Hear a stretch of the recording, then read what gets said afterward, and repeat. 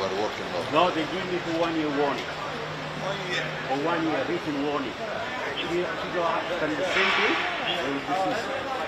You know what I mean? Yeah. So before that, I'm lucky I got this now. And you get no compensation for your help, for your No, to be honest, I never happened to me. Alhamdulillah, but what I understand. Yeah, but I understand. I'm glad no passengers in the bus.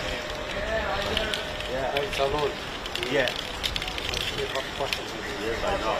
And he damaged all the property. But mine, no. Only bus. That's it. No, I was trying to see, maybe same this model. The same as the A1. It's not going to So I hope they're going to open it soon. So when they open it, I'll go and take the...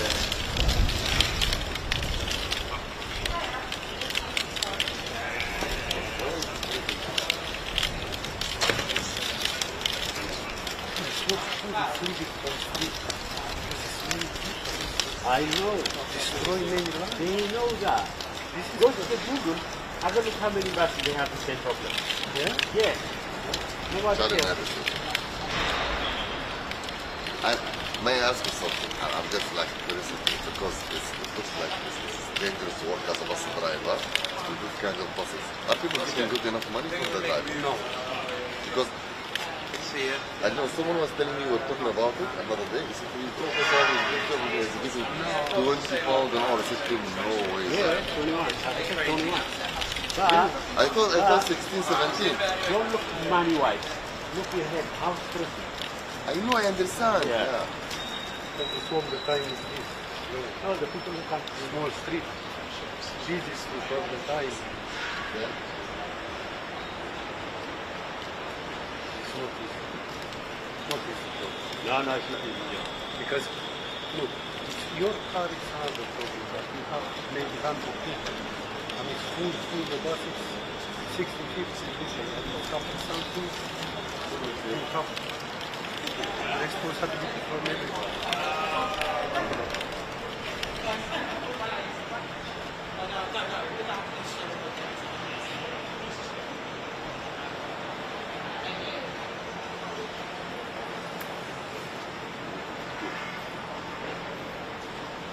You are too.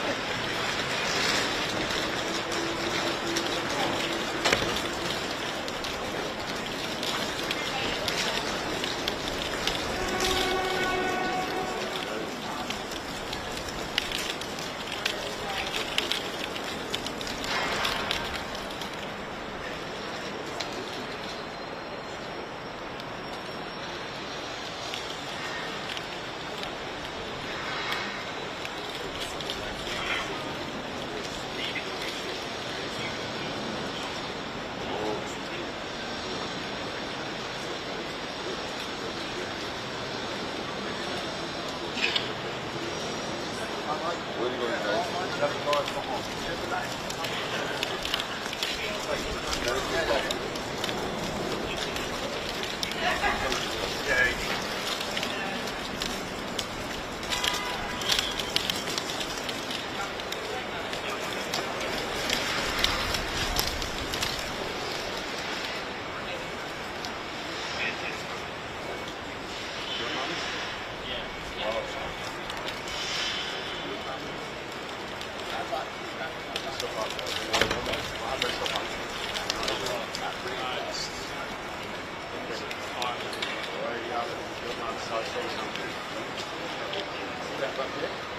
I was driving this bus. Okay? I was driving this bus. Same company, LT. I was driving this bus. Okay? Someone called me from far away. provide you a lot of things. But the empty buses they have to be done there. Okay? All done with that.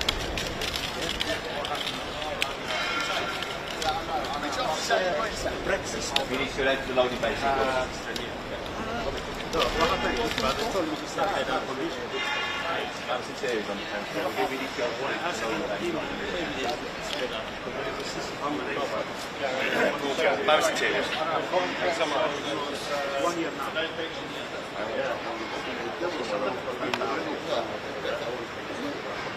Yeah, but you are flying. Come on. Yeah.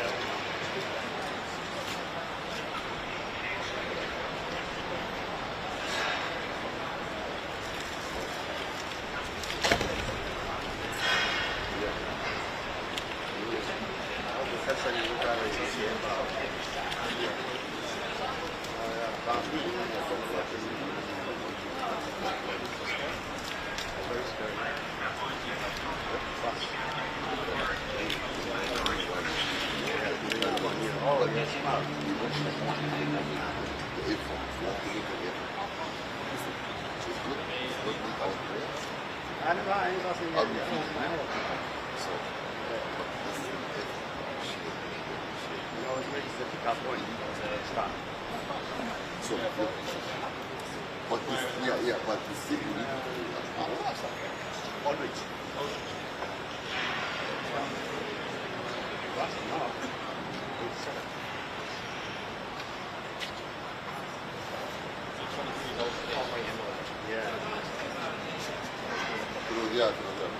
He was at one of those. Yeah.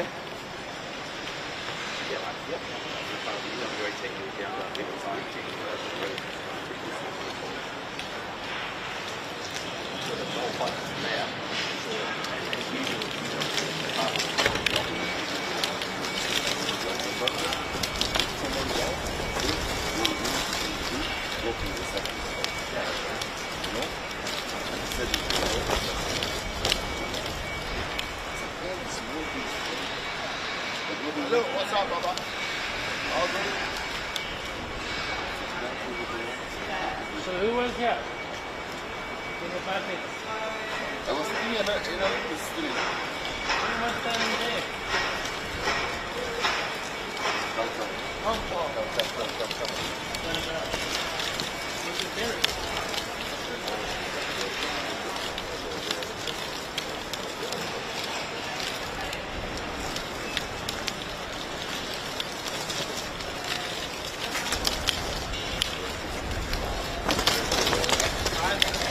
I got you, yeah? I'll see you later.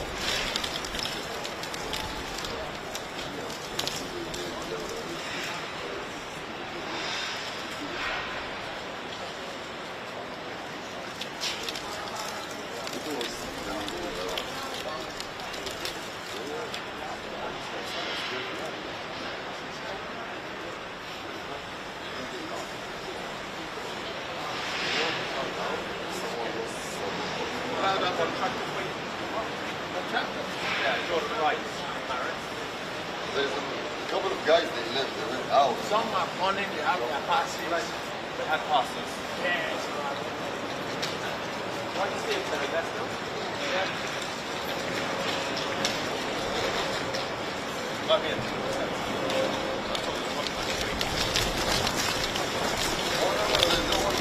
No, okay, I'll check this out.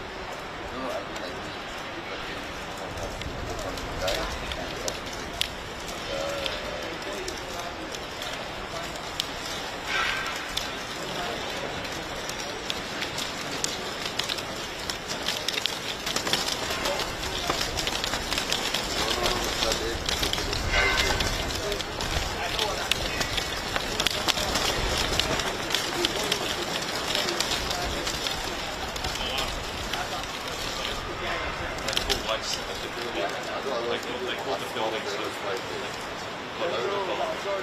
I was speaking with him. I was speaking with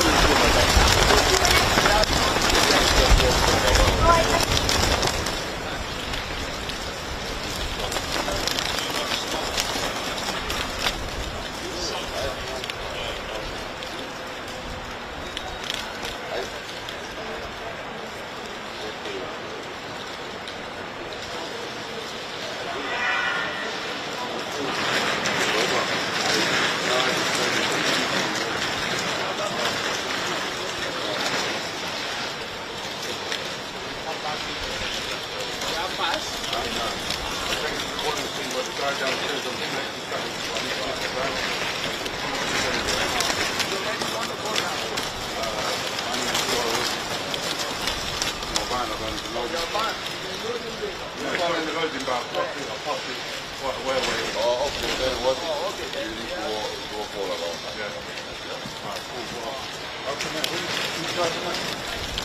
Alright, cool. Alright.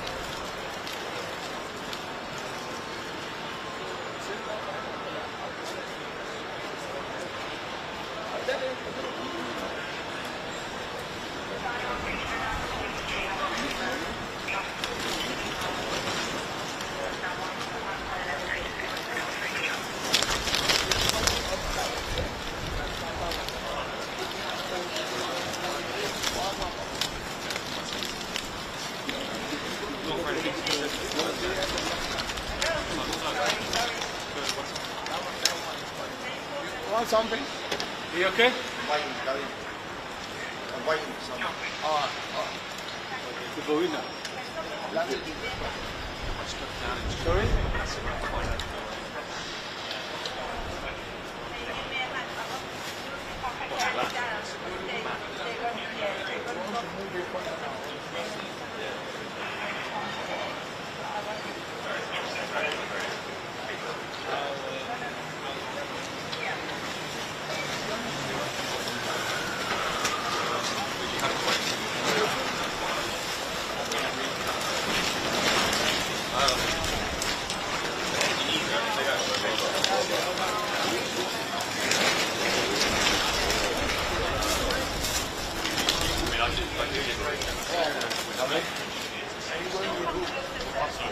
Sorry, can you just come out the way of the shop? With him, because you need a pass, that's what I'm asking. I just want to know, I'm not fighting No, you. you're The way you answer me as if I'm doing my job. Yeah.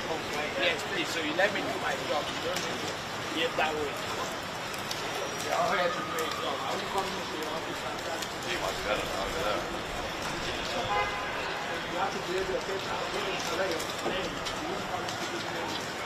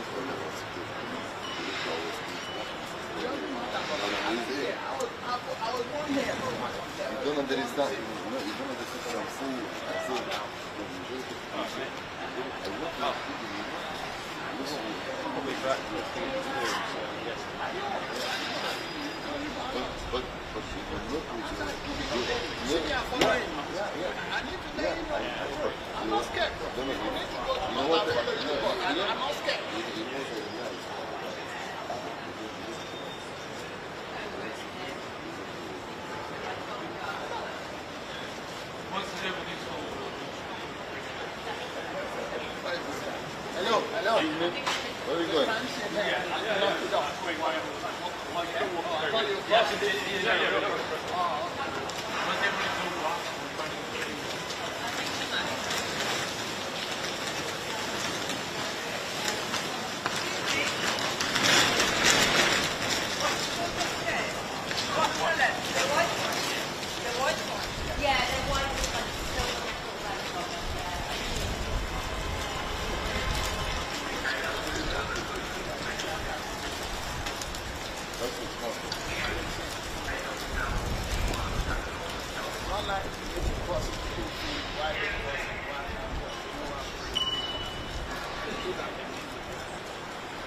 Honestly, we should also have a barrier that these people go in and out. Let me double check if you have work here, so if you can remove anything else, so you can come out to control.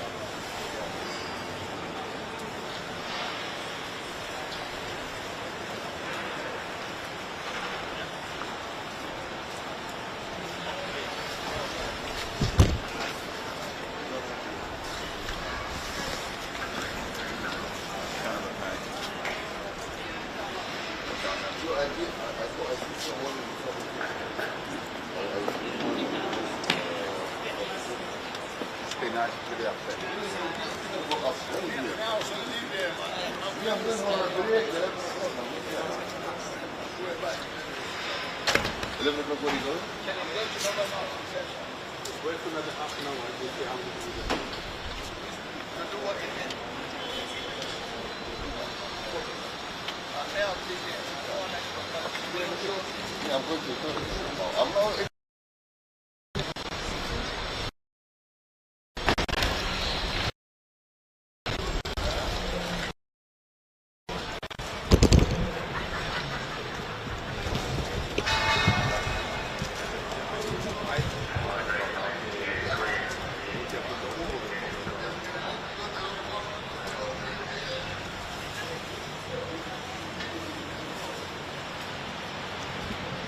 Ja, ich sag ja, das kann ich auch nicht. Swedischen Rundfunk.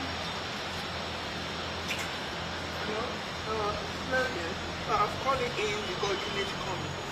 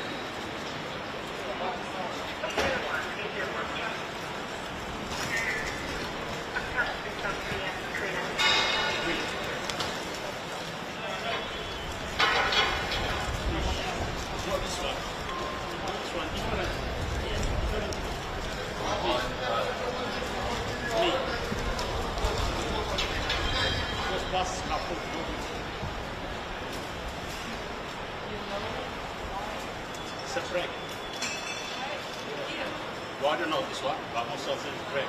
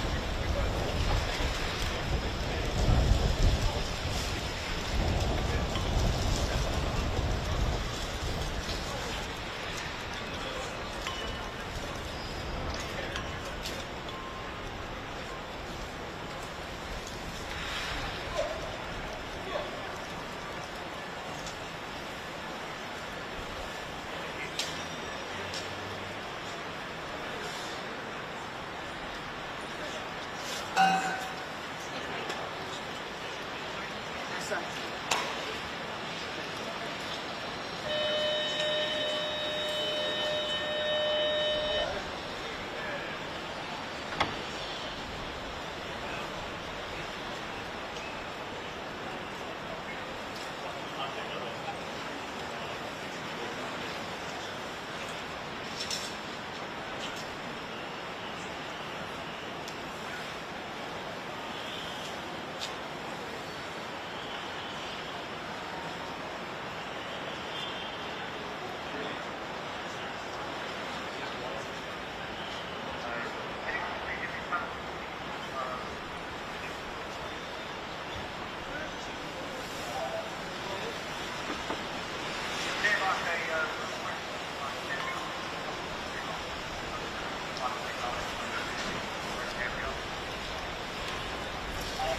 Yes, on the half house, or has it from fly floor, fly floor.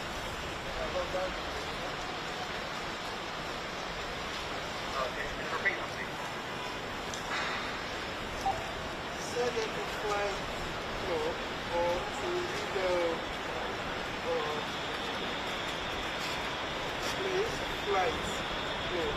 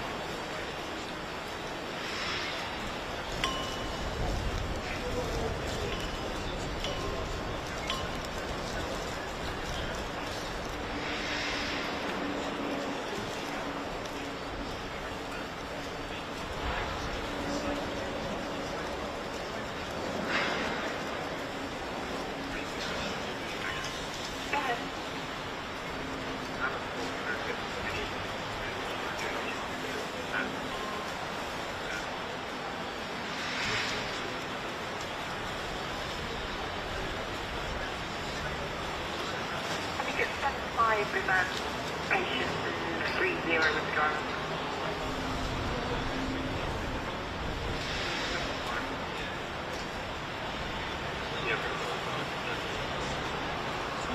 Were you in the area when the crash occurred? Did you see the crash yourself? I was watching the news, so I was the first time I did. Yes, I was in the area. Did you see it or not? think all we know is all I can tell you is the bus driver crashed to that place. So whatever happened is under investigation. So Is that a motorbike? no, not motorbike. That is from the front place of the no vehicle involved. So just crashed to the all those barriers. So what the crash is on the barriers?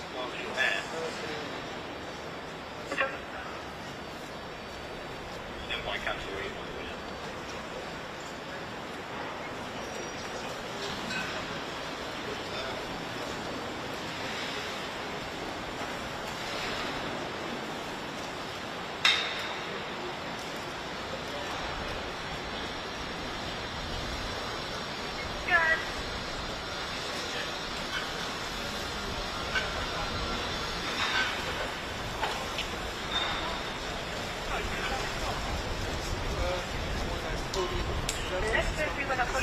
Pedestrians, so I think you wanted on Apple Store.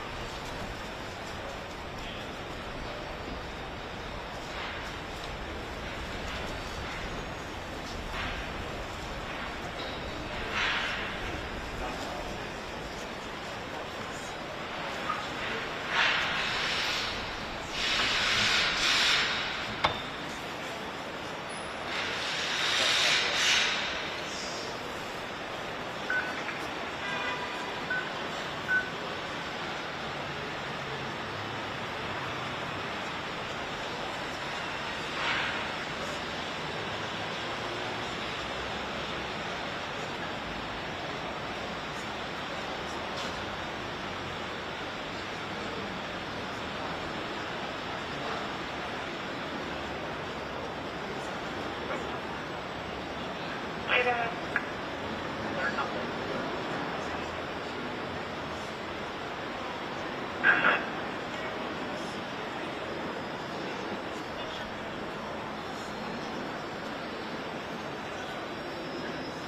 is the telephone number you want to do, or street number? The bank road, 14.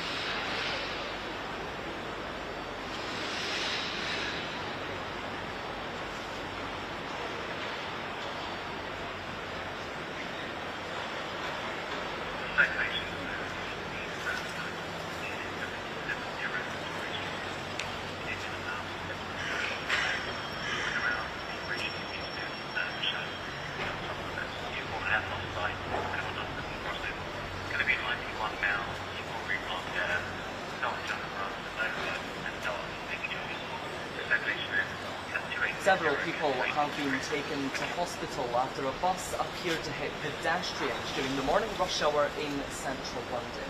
And the police have told us no deaths were reported after it mounted the pavement on this pedestrianised street right next to Victoria Station, where it appeared to hit a security bollard. Now, 3 maintenance workers who were up a ladder just metres in front of where it happened have told us that the bus driver crawled out, screaming and complaining about the condition of the bus. Transport for London says it's working with the operator Transport UK to find out exactly what happened. There was a huge police response here, a big cordon in place, and the air ambulance was sent here as well. So we're told no arrests have been made.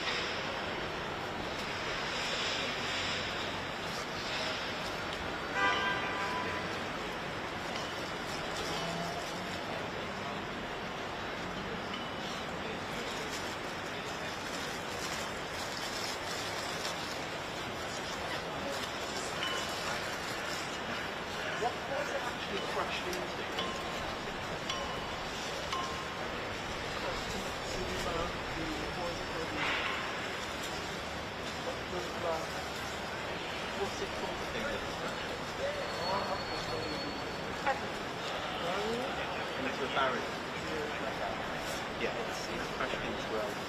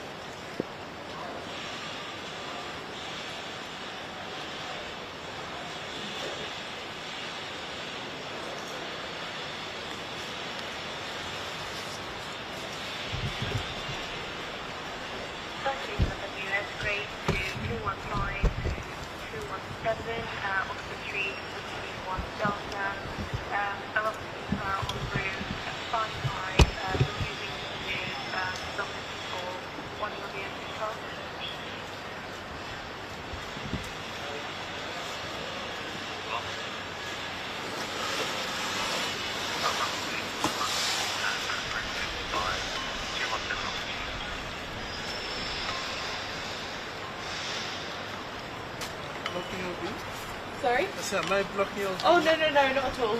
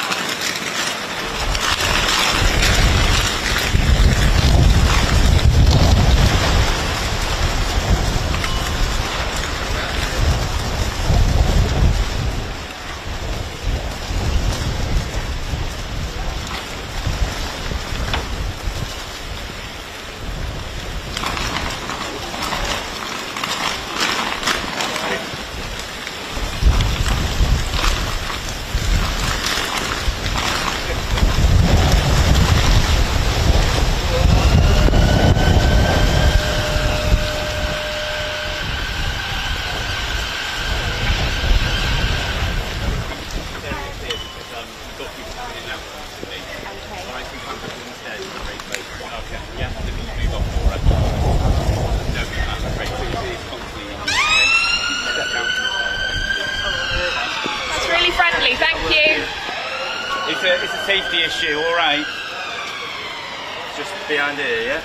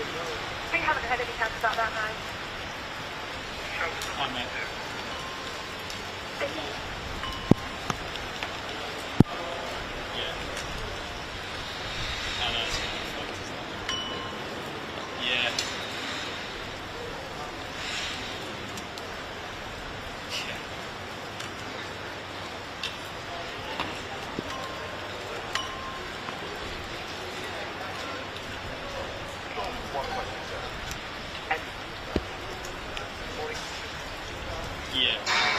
I'll go dry off and dry them.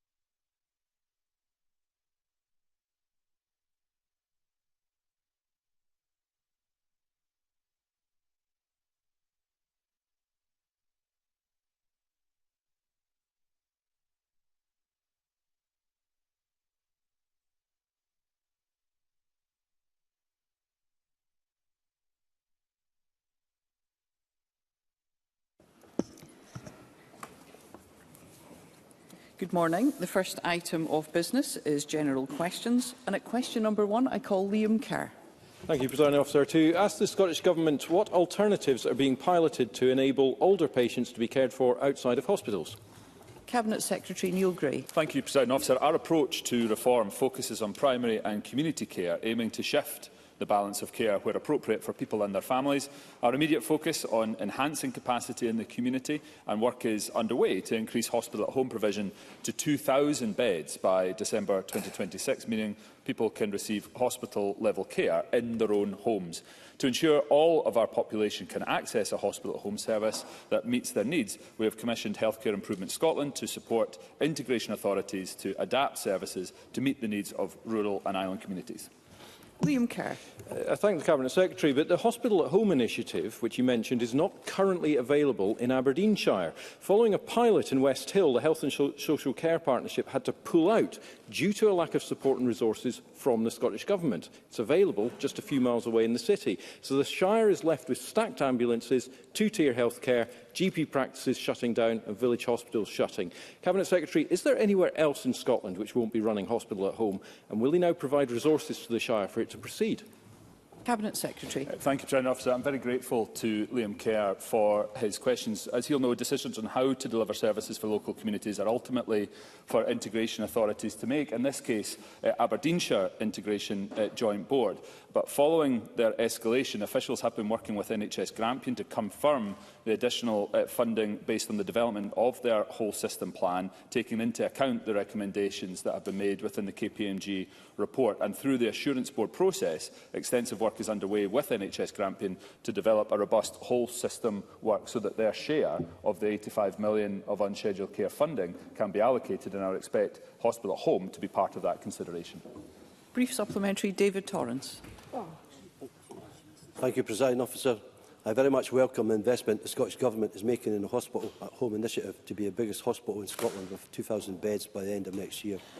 Hospital at Home is allowing my elderly patients and my constituent to benefit from being around their home comforts with family and friends nearby, and I very much welcome that. But beyond this, can the Cabinet Secretary outline what more is being done to support elderly and vulnerable patients to be treated more effectively in hospitals? For example, how will the new frailty units work?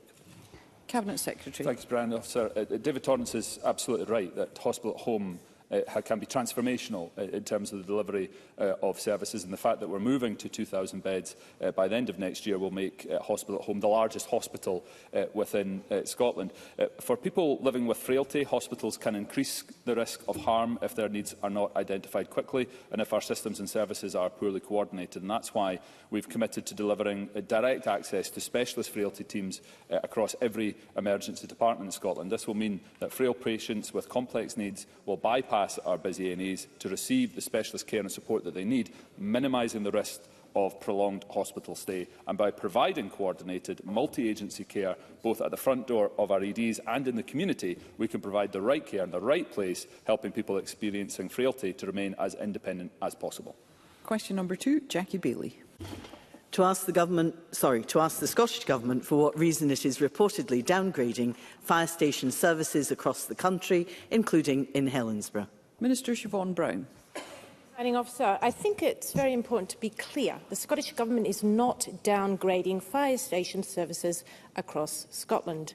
Decisions on the location of fire stations, along with vehicles, equipment and the people needed to deal with responding to emergencies, is a matter for the Scottish Fire Rescue Service Chief Officer. The emergencies Scottish Fire Rescue Service responds to have changed significantly over the years. For example, dwelling fires have reduced by 20% since 2013, and at the same time, we do see the risks of flooding and wildfires increasing. It is therefore sensible for the Scottish Fire Rescue Service to carry out a service delivery review to ensure its resources are in the right place at the right time, and the Scottish Fire Rescue Service is currently consulting on its review with a closing date of the 16th of September, and until then, the results of the consultation have been properly analysed. No decisions have been taken.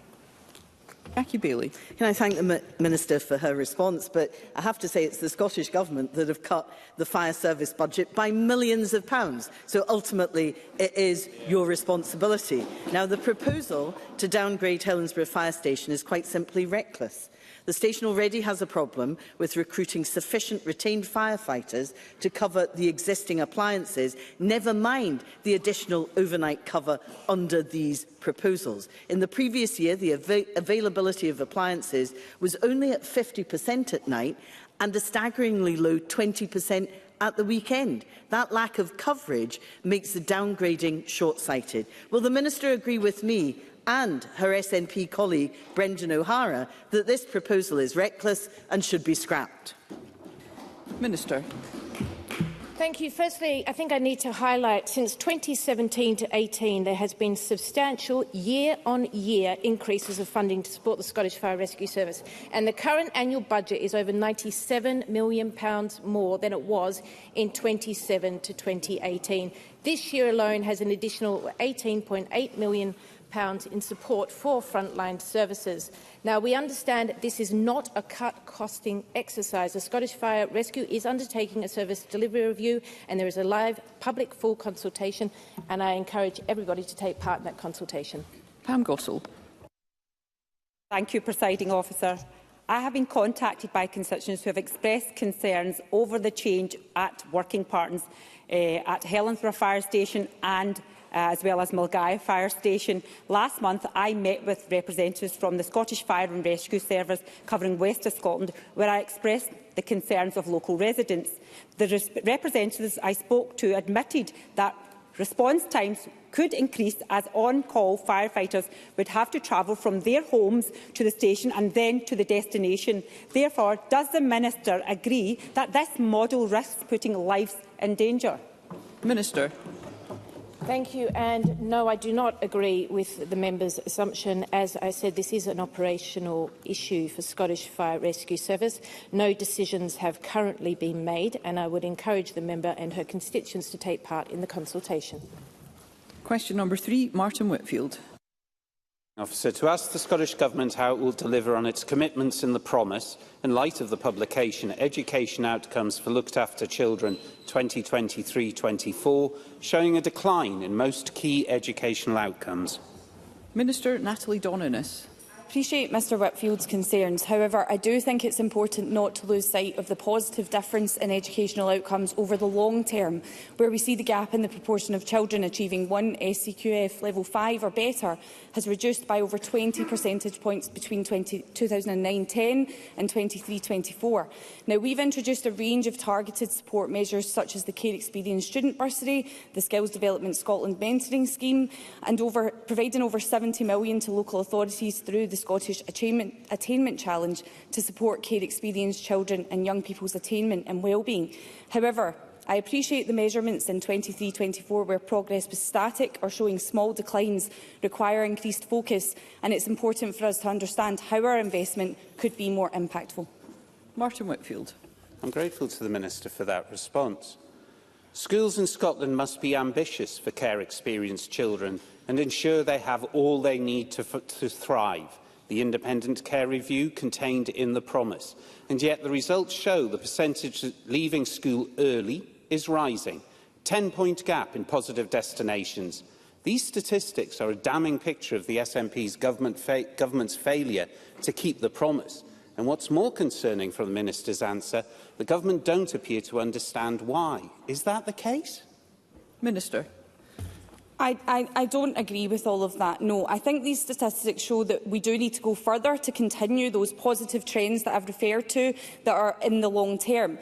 In relation to these statistics, I think it's good to see an increase in the proportion of looked-after leavers going on to positive destinations 9 months after leaving school, and that means that we now have more children and young people from the most challenging circumstances getting the chance to succeed at school and in life. Now, we and key partner agencies, like local authorities, need to accelerate our efforts to keep the promise. And earlier this week, the First Minister and the Cabinet Secretary for Education met with local authority directors of education to reflect upon the progress of 10 years of the Scottish Attainment Challenge, but also to look ahead at what more we need to do to give more children a chance to get the skills and the qualifications they need to succeed in life. Willie Rennie. The Minister will know about reports of 15-minute timetables for care-experienced children. That means they attend school for just 15 minutes in a day without any other support when they leave the school grounds. Now, that, in my view, is exclusion by another name, and it should be stopped, as was stated in the promise. So what investigation has the Minister done into the 15-minute timetables? Minister. I think Mr Rennie refers to exclusion, and I've spoken about this previously in the Chamber and at committee. Our national policy on exclusion has a strong focus on approaches that can be used to prevent the need for exclusion. Exclusion should be the last resort and, of course, when used, should be a proportionate response where there is no appropriate alternative. Now, Mr Rennie also refers to 15-minute timetables. Now, I'm not going to go into specific cases, but there can be a number of reasons why children or the school setting may not be the appropriate place for a child at a certain point in that child's life. I think there are a number of measures that the Scottish Government are taking. Some of those I've already alluded to, also around the virtual school network, which is looking at a child's specific needs and how to build an education around that, and also in transitioning them back into a school setting. So there are a number of measures that the Scottish Government are taking to tackle this and ensure that care-experienced children and young people get the education that they need. Question number 4, Davy Russell. Thank you, Presiding Officer. It's to ask the Scottish Government regarding its definition of what constitutes substantial damp and mould in a home, and at what threshold such conditions are considered necessary to require remedial action by social landlords. Cabinet Secretary Barry McCallan. Presiding Officer, all homes in Scotland are required by law to meet the minimum tolerable standard, which requires housing to be substantially free from rising or penetrating damp. The Scottish Government developed guidance for local authorities on the tolerable standard, which includes guidance on assessing damp. Every case is different, and assessors are expected to use this guidance, as well as their professional judgment, to assess whether a house is substantially free from damp on a case-by-case basis. Damp and mould is an issue I take extremely seriously, which is why I committed to bring AWAB's law in across social and private rented sectors from March 26. Davy Russell. I thank the Cabinet Secretary for that answer. The Scottish Home Condition Survey, in its most recently published data, finds that 10%, that is 250,000 of the homes in Scotland, have damp and mould. For 2 decades, this has been an issue that has been actively monitored. As woeful as that is, it is not spread evenly across the population. For low-income families living in rented accommodation, they are all too often left at the whim of rogue landlords and big insurance companies who all too often don't put the householder first. They take the tact of ignore, delay, and then hopefully the householder will either give up or go away, putting numerous hurdles in front of them. The risk to human life associated with having damp and mould conditions present in the family home is far too great to leave the family protection to woolly legislation. Does the Cabinet Secretary seriously believe it goes far enough? Cabinet Secretary. So, Presiding Officer, to frame Davy Russell's question another way, you could say that the Scottish House Condition Survey in 2023 showed that 90% of homes in Scotland were free from damp, condensation and mould. But do I think that goes far enough? No. That's why this week we have confirmed that we will implement AWAB's law, starting with damp and mould across both the private and social rented sectors from spring next year. Thank you. Question number 5, Karen Adam. Thank you, Presiding Officer. To ask the Scottish Government how it supports the food sector to export to international markets. Minister Jim Fairley. Thank you very much, Presiding Officer.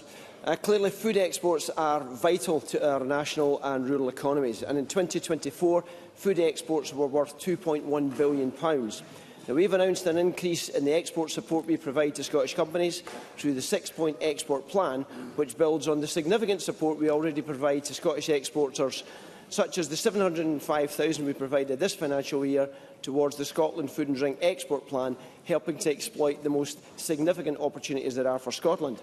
The UK Government must secure an EU SPS agreement to remove the complex and costly barriers to trade and with our largest single export market, something we have consistently called for. Karen Adam. I thank the Minister for that answer. Scotland's mackerel industry is a global success story, now accounting for a fifth of the Japanese market. But processors tell me they are worried about a possible significant quota cut in 2026, which might put their growth at risk. How will the Scottish Government work to ensure processors have access to product so Scotland can continue building on its export success? And would the Minister meet with me and industry representatives to discuss this challenge? Minister. Karen Adam mentioned the success of the mackerel sector. It is a global success, but there will be scientific advice will be published at the end of this month. We have secured bilateral arrangements with Norway and the Faroe Islands, increasing the UK's quota by over 26,000 tonnes in 2025, the vast majority of which comes to Scotland. Following the introduction of amended economic link licence conditions, we estimate that an additional £52 million worth of mackerel was landed into Scotland in 2023 and 2024. We met with the Scottish Pelagic Processors Association on the 22nd of July in Peterhead, and I'm very happy to consider another meeting to discuss further. Thank you. Question number 6, Stephen Kerr. To ask the Scottish Government what discussions it has had with local authorities regarding solutions to the housing emergency. Cabinet Secretary Mary McCallum. Since declaring the housing emergency, we have taken an activist and interventionist approach, working extensively with local authorities, particularly those experiencing the most acute housing pressures. Over the summer, I met extensively with partners across the housing sector, including local authorities and COSLA, understanding their challenges, hearing their proposed solutions, and much of that fed into the Housing Emergency Action Plan, which I presented to Parliament this week. Stephen Kerr. Scotland's biggest city is enveloped in a homelessness crisis which is impacting all of central Scotland. 44% of people presenting as homeless in Glasgow come from asylum seeker households, and asylum seeker families also make up more than half of all temporary accommodation placements and over 60% of children in such housing. Does the Cabinet Secretary agree that the SNP policy of open borders would only make the housing emergency worse? Cabinet Secretary. Presiding Officer, Stephen Kerr, not for the first time in this chamber, should be utterly ashamed of the contributions that he's making. Along with the contributions from his colleague Craig Hoy on a change of character in the south of Scotland, he too should be ashamed. Scotland is an open, welcoming, inclusive country, and the homelessness prevention support that we provide is for everybody in this country. Question number 7, Fergus Ewing. Thank you, Presiding Officer, and I apologise for being slightly late for this session at the beginning. To ask the Scottish Government regarding the future award of any grants or loans to arts or public performance venues, whether it or any public authority, including Creative Scotland, will require applicants to observe and respect freedom of expression under the law in order to be eligible for financial support, and that failing to do so will require any such funding provided to be repaid. Cabinet Secretary Angus Robertson. Freedom of expression is vital to the culture sector, in which the exploration of new ideas and debate are key to innovation. It's for individual artists and cultural organisations to engage with others in debate and discussion as they see fit, and therefore Creative Scotland does not include conditions relating to freedom of expression within its funding terms and conditions. Clearly, though, all organisations, whether publicly funded or not, must operate within the wider framework of the law. Fergus Ewing. I commend the Cabinet Secretary for his masterful ambiguity, but an arts venue in Edinburgh was awarded £608,000 of taxpayers' money. And then it went on, Presiding Officer, to ban, to censor and to cancel our very own Deputy First Minister, asserting that she was somehow a threat to the safety and well-being of their staff. Now, will the Scottish Government unequivocally condemn this ludicrous decision, but even more important, prevent it from ever happening again by making it clear that any grant of taxpayers' cash will be clawed back from offenders? Otherwise, the Government is sending out a message that Scotland is where censorship rules okay. Cabinet Secretary. Yeah, I think the record has been put very straight on the issue that Mr. Ewing directly asked of me, but I'm sure he would acknowledge that there have been long-standing examples in relation to freedom of expression in our national and cultural life and issues of controversy. This is not new. I am a strong supporter of the freedom of expression, but also in recognising the arm's-length relationship between Creative Scotland and ministers for very, very good reasons. He will be aware that there is currently a review ongoing into Creative Scotland, and I'll look very closely to any recommendations that they have in relation to Mr Ewing's question. Indeed, he will no doubt have made a submission to that review. I'll be happy to see if he wishes to forward it to me. Thank you. That concludes general questions. The next item of business is First Minister's questions. At question number 1, I call Russell Finlay. Thank you, President Officer. More than 4 out of 5 businesses in Scotland fear they might go bust within 12 months. Around 1 in 6 people in Scotland are trapped on NHS waiting lists, with tens of thousands forced to pay for private treatment. Drugs deaths are still the worst in Europe, with 4,570 lives lost since the SNP declared a national mission. All those issues need the government's urgent attention now. So why on earth did John Swinney give a speech today all about independence? First Minister. Well, let me reassure Russell Finlay that all these issues command my attention, and they are the constant focus of the work of my ministers, my cabinet and my own personal attention as First Minister, because, as I said this morning, I am absolutely determined to focus on the priorities of the people of Scotland. And one of the things the people of Scotland are concerned about is their standard of living has been static for most of the last 10 years of austerity bequeathed to us by the Conservative government.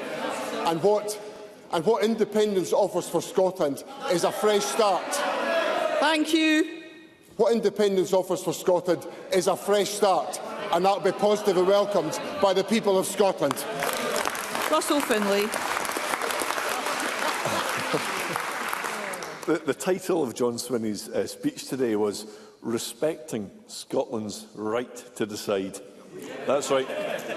This from the party that has never, not for a single minute, respected the decision that Scotland made. He actually said today, and let me quote you because it is absolutely priceless, "You can't just support democracy when it suits you." Well, First Minister, the fringe is over. Enough with the terrible jokes. Scotland did decide. 2 million people voted to reject division. Correct. And they're still demanding the SNP give it a rest and focus on what matters. So when will he ever learn to take no for an answer? First Minister. President Officer, one of the points I made this morning is that since the 2014 referendum, and by 2030, 1 million individuals will not have had the opportunity in Scotland to decide on our constitutional future. 1 in 4 of the population will not have had that opportunity to decide how this country should be governed. Now, I think when we have a situation with very substantial support in the opinion polls for Scottish independence, with a clearly expressed desire of people to decide on their constitutional future, there should be no roadblocks in the way of the people of Scotland exercising their democratic right to decide on their future. That, after all, is democracy, and I am proud to champion it. Russell Finlay.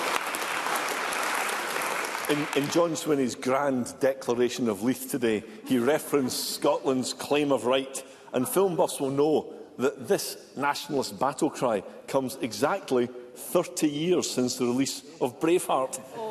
He's done everything but paint his face blue, while Scots are blue in the face, saying to the SNP, enough is enough. And I really hate to break it to the First Minister, but John Swinney really isn't William Wallace, and nor indeed is he even Mel Gibson.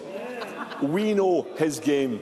He knows exactly what he's up to. He's desperately trying to get the focus off the SNP's dismal record of failure on the economy, schools, ferries, drugs, crime, health, everything else.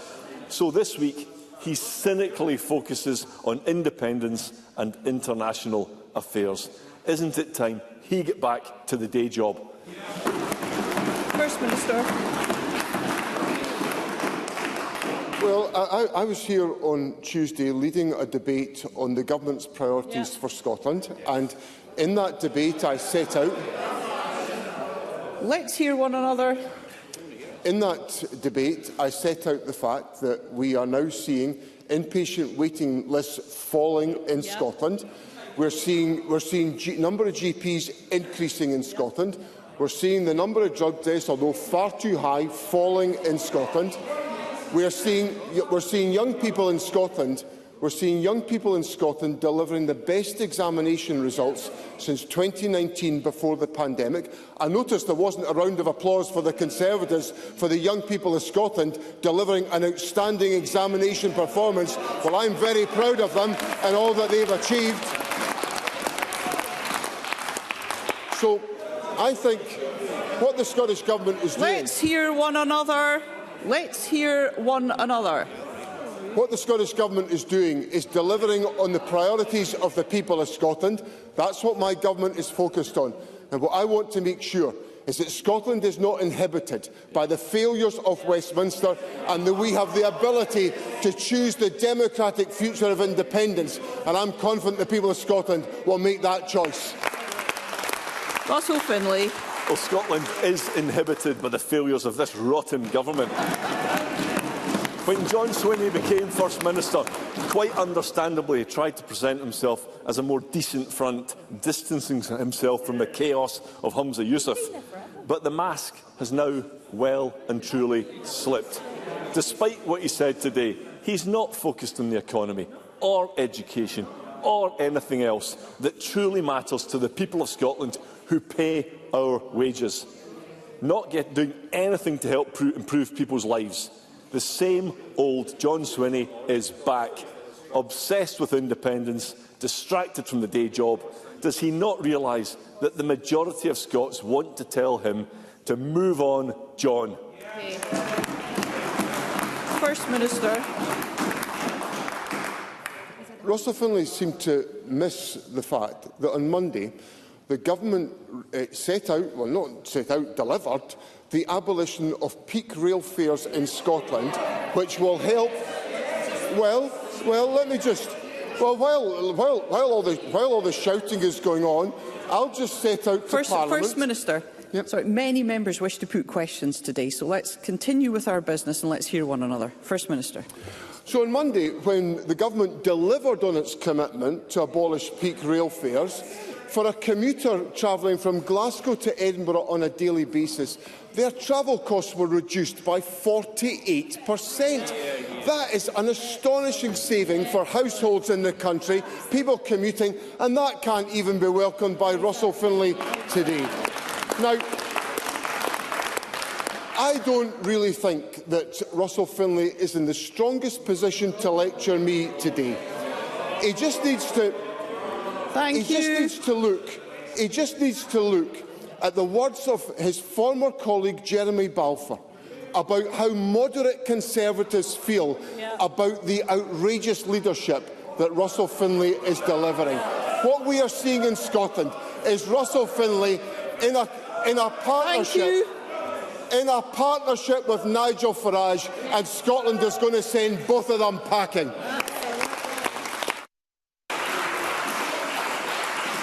We move to question number 2. I call Anna Sarwar. Thank you, Presiding Officer. This summer I travelled to every part of our country, and in every community the people I met had one clear priority: fixing our NHS.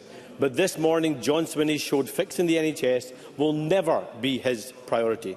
Instead, he is trying to use independence to hide from his failures and desperately try to cling on to power, and it's not going to work. Over this summer, we have seen NHS waiting lists soar to include almost 900,000 Scots. Over 100,000 Scots now waiting over a year to be seen on the NHS, and record levels of people paying for their own procedures due to this government's failures, and Scotland still having the highest rate of drug deaths in Europe. Don't Scots deserve a First Minister whose #1 priority will be fixing our NHS? First Minister. Well, they've got that, and they don't need to change the First Minister for as long as I'm here. So, let me just give Anna Sauer some of the statistics of what's going on. 97% of people leave Scottish hospitals without being delayed in their discharge from hospital. The number of operations performed in July was the highest in 5 years, an 8.9% increase compared to July last year. Our rapid cancer diagnostic services have reduced the time from referral to diagnosis for patients to an average wait of 14 days, and the number of hip and knee operations reached an all-time high in 2024. That's because the Health Secretary and I are absolutely focused on improving the performance of the National Health Service, and it's delivering for the people of Scotland. Anna Sarwar. It's okay, First Minister. I know you're tired, but you've only got 8 months left, so I wouldn't worry about it, because John Swinney... Through the chair, always, Mr Sarwar. John Swinney isn't the only knackered SNP politician that's given up on fixing our NHS. Yesterday, Health Secretary Neil Gray abruptly abandoned the SNP's flagship promise to end waits for over a year in our NHS. And on the same day, the news broke that over 1,000 Scots had lost their lives to drugs. What did Neil Gray do? He took to social media to ask people if they had seen the good news about Scotland's NHS on the same day as over 1,000 deaths to drugs was revealed.